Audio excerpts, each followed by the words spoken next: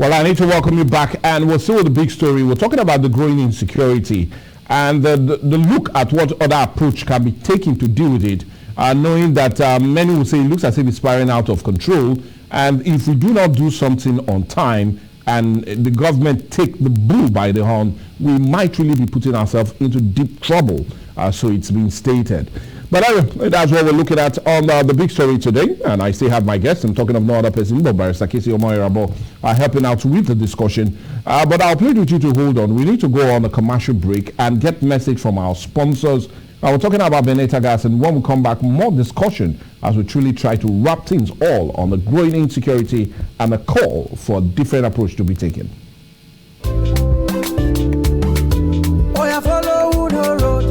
Better quality, if you talk gas matter, oh yeah, follow Benetta. Gas with the better quality, Benetta gas where they full rich man to Benetta gas. Delivery brother na sharply, Benetta gas to mago, Benetta gas. Different type of gas cylinder, Benetta gas we go last you well, Benetta gas. Gas matter, Benetta now do. Them they run make you carry go. For gas matter and home delivery, make a wire Benetta gas plant for 080-6745-7890 and 080-5904-7722. Benetta gas plant, the tequila of gas matters. Well, it's something that truly matters, and we're talking about the growing insecurity and what needs to be done to help curb it. And that's what we're having as a major one, looking at the different aspects, especially as it concerns banditry and terrorism that seem to have bedeviled not just the northeast, but the northwest, and funny enough, creeping into the north central, and indeed making many, especially at the Federal Capital Territory, being a bit agitated as it concerns it. But anyway, our concern is to still remain with the discussion and see what approach needs to be taken as we try to address it. But let's quickly come back to it, Barrister Casey Omoirabo. In the initial half, we talked about why we feel it has lingered this long, and the business of the day that it has turned into. Hence, a reason it's not going anywhere anytime soon. But let's stick with business part of it, because I'm also a bit concerned about it. And I could still remember that President Tinubu, while he was addressing security chiefs just this past Friday, complained bitterly and told them that the reason he's not happy, apart from the loss of lives and property, is that the $1 trillion economic base, which he feels the country needs to grow up to in the coming few years, will not be met if the growing insecurity continues. So my question now is, in your own view, do you feel the international business community and also the international community in itself is losing faith in our ability to handle this insecurity? And what would you say would be the likely consequences as it concerns the economy? We're not just talking about the northeast, north central, northwest, but we're talking about the whole country. What basic economic impact will this constantly have on us? You see, from independence recently, our economy was growing and was the fastest growing economy in the whole third world. Yes. And we're always moving to the second world before the air cracked. Right now, you cannot tell me when you cannot go out and there's a rain of bullets, you say whether your farm will produce. It's not possible. During the Civil War, could we go out? Could we plant anything? Could we eat? Could we go to school? The economy came to a standstill. Now we're having insecurity almost everywhere. The southeast is not secured. The whole north is not secured. The middle belt is a problem now. The only little place now is the west, not even the south. So the problem is, how can you say whether this one will affect the economy? It's affecting our education. The children are now beginning to call education as a scam. It's affecting our feeding, medication. There are no international investor who want to come to hostile environment to invest. That is the problem. So definitely our economy is diagnosing by the day. What's sustaining us because we are oil producing country, and this current insecurity is not affecting production of oil much now, just as it was during Niger Delta crisis. So because of that, we can still say we have something doing. But the truth is that the people who are at the helm of affairs, how willing are they to stand up to their responsibilities? Just recently, just a few days ago, we were told that our minister, a female minister at that, took our billions, 500 into a private account made for 4 states and a private account of its 2G. I don't know, I thought women used to be more sincere, more responsible. You see, and we are still begging Mr. President to deal with the situation. And he's dilly-dally. Well, he has took us to court. Look, we are part of this government. I'm an FPC governorship aspirant. I know what I'm talking about. I know how I was sharp in the meetings. I know what I'm I said, you are not a politician, you cannot get your way here. I said, look, I am more of a patriot than a politician. I'm not a conventional politician. So, must we raise alarm before we can correct the issues? People are benefiting from insecurity. As you are here, now somebody is supplying food. Yes, you have to tell yourself, and ironically, they won't even supply within the Nigeria content. Somebody from Cameroon will supply food. Somebody from Nigeria will supply food. And my mother is suffering here. If it's a crime because of our new industry, let everybody get involved now.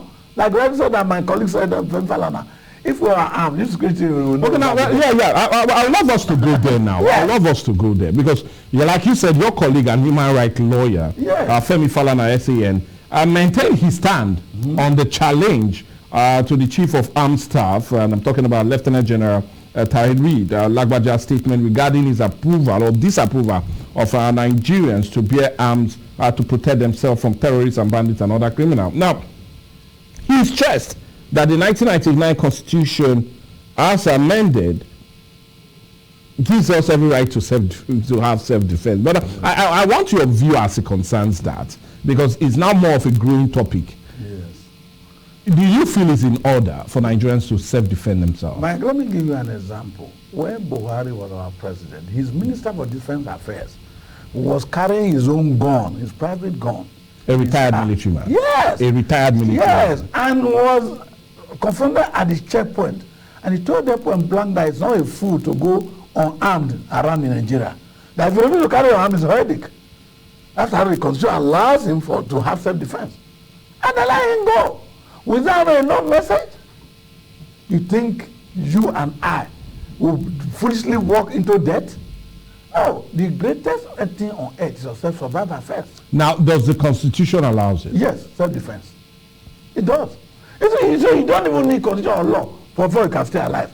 What is the meaning of right to life if you cannot be alive? Now, if you feel the Constitution does allow it, I don't need to feel let's go to section 33. Okay, subsection 2C, I know. But let's go to section 14, subsection 2B of the 1999 Constitution as amended, that solely puts the responsibility of the defense and safeguard of life and properties in the hands of the government and other citizens. You are talking of omnibus. That's omnibus provision for everybody. Everybody's safety is not safety. My dear, are you saying that if you tell your children now, all of us here make law for us to be safe, lock up your windows everywhere before we sleep. So when he's going outside, his friends are passing him, you say, my papa say, lock window. Is that going to be safe? That's stupidity. What kind of self-preservation? Preservation of human rights. Your life is sacrosanct and sacred. You don't have another one. That's why it's number 1 in the Constitution, under chapter 4. Number 1 is right to life. Right to life means right to protect yourself at all costs to be alive. So definitely, if you carry gun, let me tell you what law is. Law is not an arch, as people think. Law has a vinculum juris. If you are carrying gun, it becomes what is the intention. If your intention of carrying gun is to use it for crime, you will be arrested for illegal possession of firearms and be prosecuted. Judges were arrested in the country for illegal possession of firearms. If you remember, the perhaps regime. Judges of the Supreme Court were arrested. He didn't know what to say. The illegal. What the court said was that, are you saying a judge needs a license for a gun? No. The spirit and intent of the law is that you should not buy a gun for crime. If it is purpose the purpose is to protect your life, you don't need a license to protect now, by some case, let's look at it. If you go to the second schedule of the 1999 Constitution, Part 2 and 17 of the 1999 Constitution, provide for arms and ammunition under the exclusive list. Yes. That is what the second schedule said. So the exclusive list is basically that of the federal government. Let me tell you, the law, like I told you, is a victim juris. And you see, like Oliver Wonderholt once said, there's nothing more pretentious in the space of legislation than what the court will say at the end of the day. So if we are talking of that schedule about who and who should collect arms, what about the vigilantes? What about the government in the bush? Hunters. Is it a legislative list? What are you going for?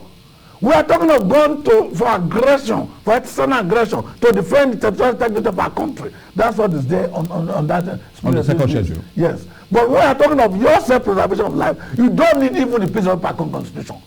If anybody pushes the wall with a gun, and say, well, constitution has no gun, you are aligned to kill you? No! Self-preservation. Salute popular supreme elect. The safety of the people is the supreme law. I do know Section 33, subsection 2 gives the private citizen that right to defend themselves with reasonable force. Exactly. That I do know. But also, it does not say anything of using arms. It doesn't need to say so. That's what we call the implied aspect of the Constitution. You see, when the Constitution is written, you don't think everything should be there. It's implied. If you feel that, let me ask you, if a gunman comes to your house, bail up your wife, and you have an axe or a cutlass, you wait for him to say, no, on the put your cutlass, finish him. Now if you feel it's there, it should not now be there in the Constitution? Because if you look at the second amendment of the United States Constitution, gives the right of citizens to keep arms. Yes. That is there in the Constitution of the United States of America, and should that not be a part, if you feel is a part of the Constitution for us to also have the second amendment there in the United States Constitution? The United States is like, let me compare Warri, Ogili and Lagos. It's easier to practice human rights in Lagos because many people there are enlightened and are aware. Now in the United States, if you give everybody arms, it may not be so abused as will be so done here. Okay. If we all have arms here now, if another argument, somebody will shoot. Yes. Others more quarrel, you get angry. But if in the United States, it does happen, but very rare. When in the United States, before you can see a village fighting village carrying guns, you hardly see it. But they still call 991. You see? But here, we have not gotten to that maturity, that enlightenment, as to know the sanctity of life. Ordinary argument here will kill ourselves. So that is why they say don't carry arms. And don't carry arms does not mean you should not carry arms to defend yourself. It means you not carry arms to kill your neighbor. That's what I'm saying. So the implied aspect of the Constitution so you is that Femi Falana is right. Very 100%. Okay, now let's leave that, but look at other major approach in also. I'm now talking about a more holistic approach in dealing with this. And the two issues I really want us to quickly look at is the issue of intelligence gathering. Yes. Now, if you look at that strike that was conducted on the 6th, which was on Saturday, against terror relief enclaves in Borno State, to be precise, the Nigerian Air Force told us, Operation Haideke, we're fortunate to get some information about how they carried out that operation, and we learned that there was air and ground components in gathering that information before they were able to strike the terrorists in their enclave on the 6th on Saturday. Now, my question now is, do you feel our approach to all of this is also our inability of gathering the right intelligence to go after these persons and prevent it before it happens, just like that sad incident that happened on Christmas Eve? Like I said previously, the tail is wagging the dog. Now, we are supposed to have some of our security men who will disguise as Boko Haram member, who will be recruited by them. Meanwhile, they are really our men inside.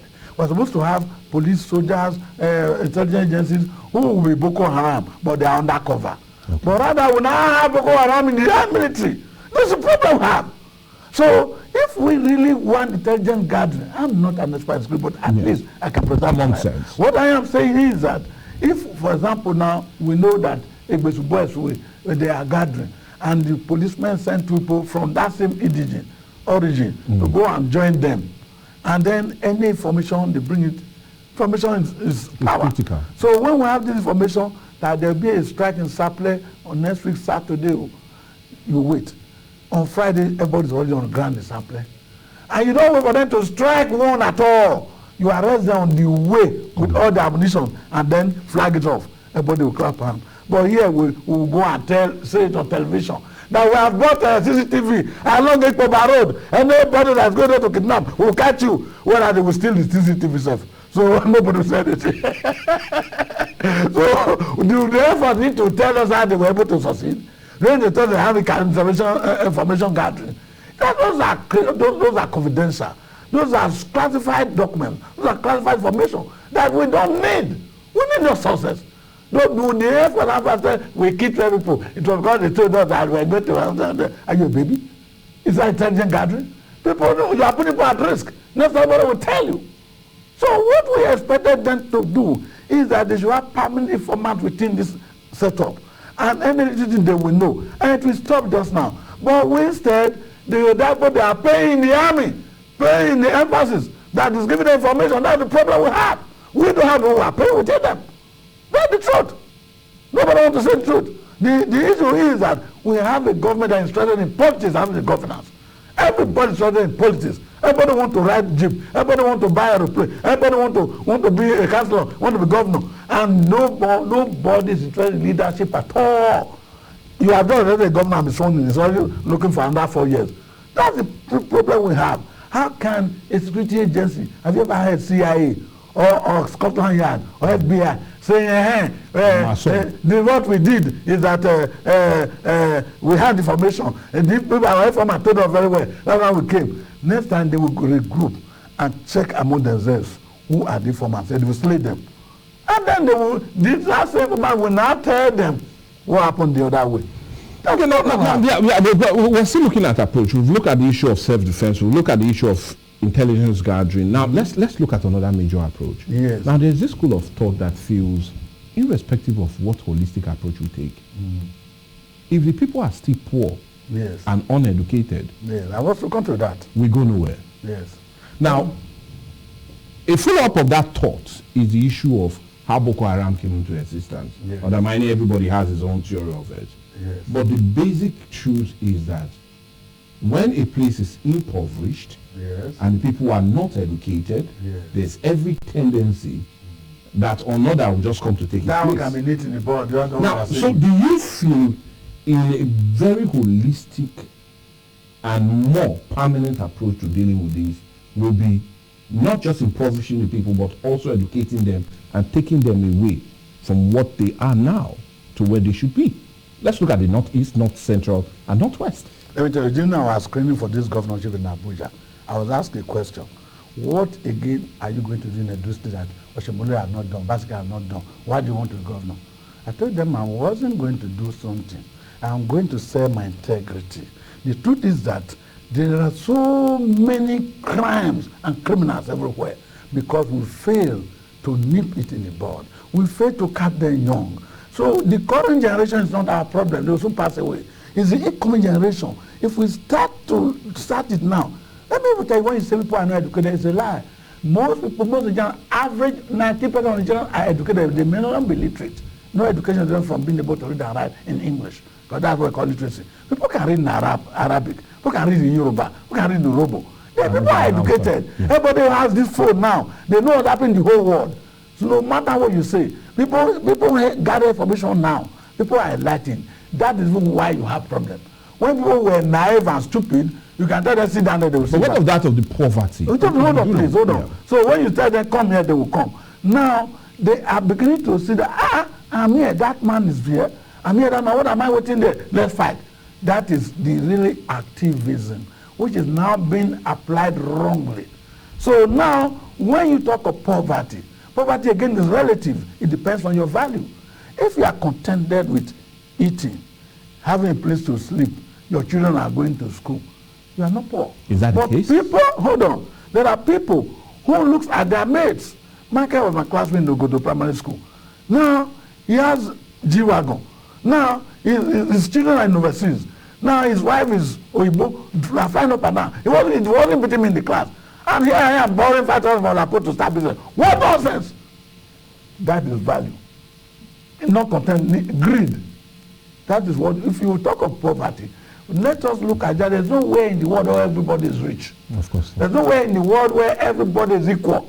There must be a class of human beings. And then when we talk of poverty, when we are saying that people should not go into pandemic poverty, except poverty from father to son to grandson, generation to generation. People should be able to have a decent meal, decent house to sleep, different means of transportation, the clean water.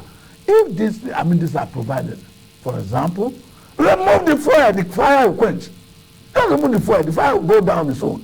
So if our youth are having opportunity to excel, if this barbing salon has an air conditioner and has a supply of energy, then his clippers are working.